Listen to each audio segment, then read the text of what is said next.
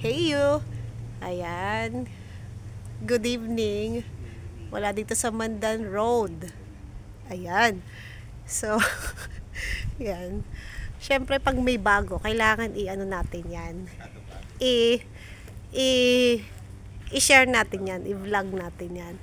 So, hulaan nyo kung anong puno na to. Ayan. Natuwa lang talaga ako. Ayan.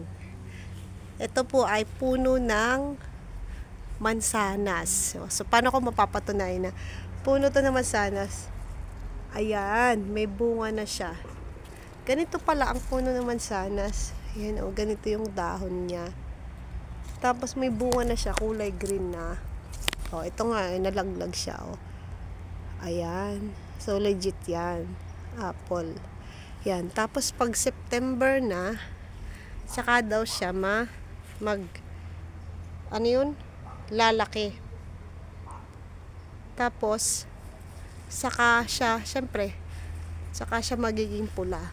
Sabi ni kuya nga dito, ano lang to, nangangalaglag lang yung bunga.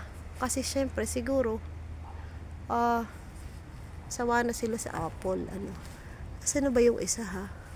Ayun, oh, ayun pa, oh.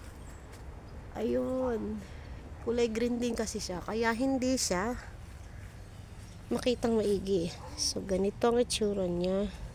Tapos yan, oh, ganyan siya. So yan, puno ng apple. Yan, dito lang yan sa backyard nila kuya. Ayan, ayan. Ayan, apple kayo dyan.